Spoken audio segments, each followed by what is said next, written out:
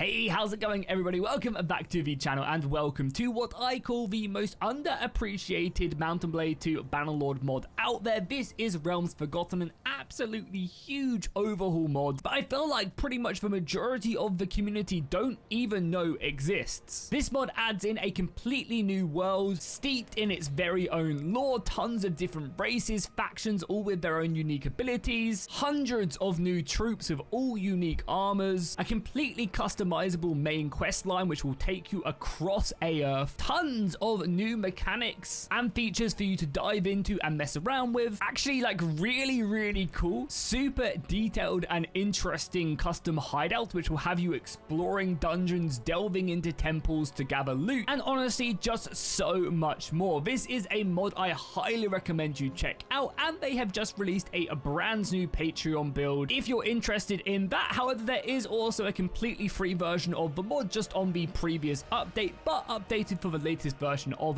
Bannerlord. And all of this has been created by an extremely small team. It's basically one main guy working on it, and then they use the support from Patreon and other ways to go ahead and commission coders and artists to come in and help design more stuff in the mod. But honestly, it's absolutely crazy what they've done. It's got some of the most unique features of any mod out there, and yeah, this mod just deserves more love. So again, if you guys think this looks cool, please do drop a like and a comment down below, because it will help get this video out there to more people, and then in turn get this mod out there to you know, in the hands of more people to play, and then make this mod even better. I will mention though, however, because this mod is such has such a small team behind it, there are a lot of bugs, and I haven't really received much crashes, but yeah, there's a lot of stuff in there which is a little bit off. But again, it needs more people playing it so that then they can give the feedback and then these bugs can get fixed. The developer is very kind of like aware of this stuff, and you know, you kind of mention it and you'll be on it right away to try and fix it. So yeah, please go over to their Discord, go over, download it on Nexus Mods, and go ahead and show this mod some love. But let's dive into it. Let's go ahead and see what Realms Forgotten is all about. I'm going to be focusing a bit more on the new update, in the idea that you guys already have a rough idea about this mod, or be able to pick up kind of the basis of the mod by just kind of watching stuff in the background. But yeah, the new update currently adds in a ton of new stuff. There's the abilities to visit libraries to access and read new books. You can visit the laboratory now to improve your alchemy, talk to the priest to heal you. There's special keep troops. There's a new tavern menu. There's the ability to go to the library. There's a new physician in town. There's race bonuses revamped. You can actually now call out lords in battle, which is kind of cool. There's bandit party revamps. There's new improvements to the AI on the campaign map to make the evil factions a bit more aggressive. Magic has been revamped and is actually currently really OP, so abuse it whilst you can. There's new minor factions and also a brand new faction in the game, as well as new improvements to the minor factions. And then finally, they have also gone ahead and pretty much rounded up the main storyline, which is a really cool kind of custom thing, which will have you moving all over Earth to go ahead and see what's going on. So definitely recommend checking this out. So as I said, there are tons of custom factions. Each of these ones do have their unique bonuses. You can see that there is additional stuff here from vanilla, and again, each of these are very unique. For example, the Athos soldiers are going to be this kind of risen up slave pit fighter faction, and all of their units are very much kind of very gladiatorial. Then you have this faction down here, which is very much inspired by the Aztecs, and they're kind of off on their own. You have the wood elves, you have the undead from the Dread Realm. Each of these are very unique, and all of their units are very much represented in that way, which is super cool. On top of that, we have several custom races, and again, each of these races have their own custom setup and armors and stuff, so it's really cool. For example, this race right here, which is very much the Aztec style soldier, they have massive improvements to their campaign movement and their raiding capabilities. So not only does their culture give them a bonus, just picking this specific race also will give you bonuses on the campaign map. On top of that, like the half giant, which you guys can't really see right here, but yeah, the half giant, for example, has massive health pools compared to the other races, and that's going to be their main strength. And I think they also do more damage, whereas the elves are again going to be much faster.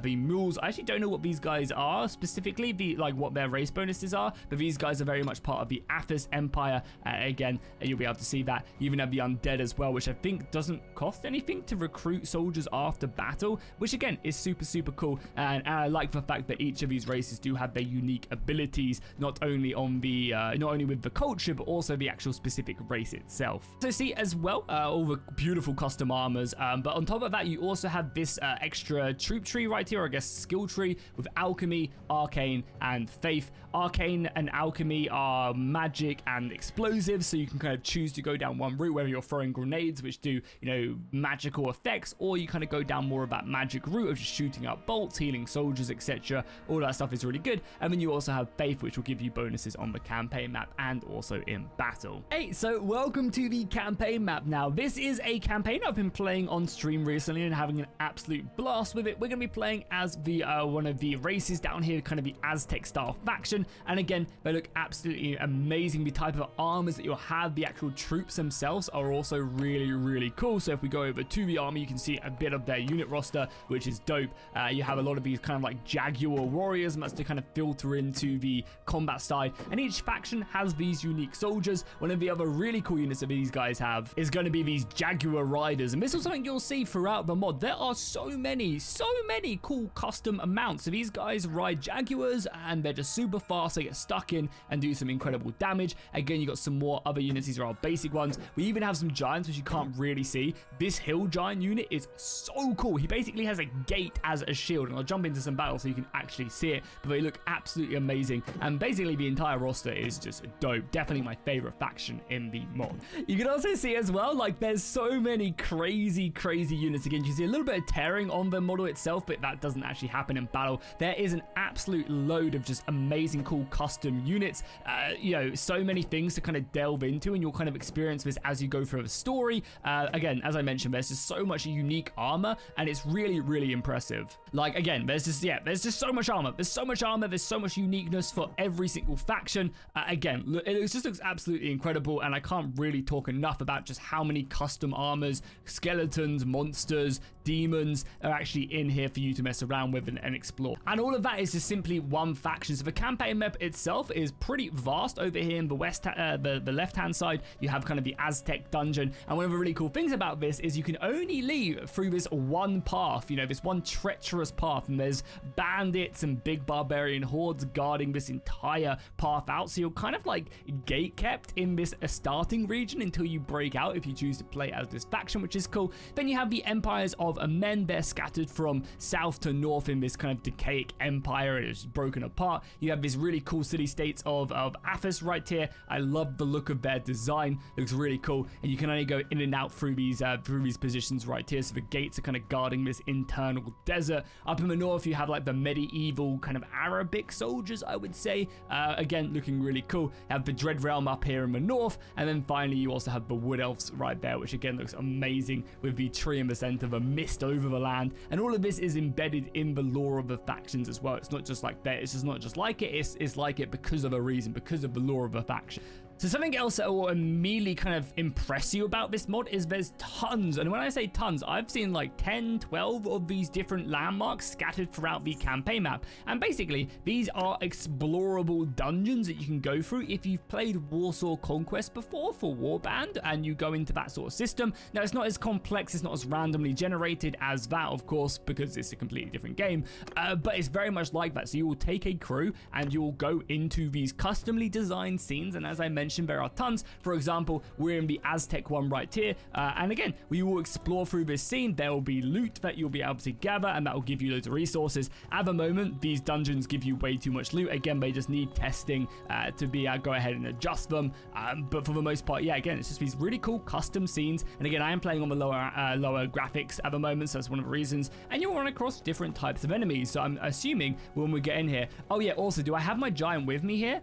So you can see some of the units up close and personal. Oh no, I don't have the big giant here. This is one of the other dudes with the big old axes. And again, I'm really impressed. You can see the enemies here. You got some demons here. I'm always really impressed with how well the giants actually interact with the units as well on the campaign map. One thing as well you probably won't be able to tell as well is that my race is also much taller than the average man. These are demons, so they're not actually as small. And as you can see, our giant just going absolutely ham. But yeah, I mean, just look at this design. It's so cool. You fight your way through. It'd be cool if there was like randomly generated enemies as well, so sometimes you're running into much harder ones. I think these ones are here all the time, but it's still just, yeah, so cool. But yeah, once you defeat the enemies, you can then move on to the next layer, so you can actually move into another scene right here that is set up. And again, this is where you're going to be finding most of your loot, so it looks super cool, right? You have magic being cast from over there, being shot at us, so we obviously have to move quite quickly in this small area and break our way through, defeating the demons as we go, and of course finding the loot. So I believe in here, there's actually a ton of loot for us to have. And now we can go over here and pick up some gold chests. That's 400 gold. That's more money right there. There's like lore, there's cheese sitting there, there's weaponry, and of course there's like tons of other stuff scattered around. So these areas are really interesting. You can basically pick up and grab your stuff and finally move towards the final boss, which is set up back here. And the idea is to make these way more expansive, so you end up coming in here, you end up fighting the main boss with all your custom weapons and stuff, trying to defeat him. If you've defeated them, you can of course take the spoils of war. There's lots more golden chests here, and again you can see them gathering more resources. There's a special priest staff right there. It's just like a really cool kind of extra thing to do in the game. And as I mentioned, there are a ton of these. As you can see at the moment, they're a bit bugged, but look how good that staff is by exploring in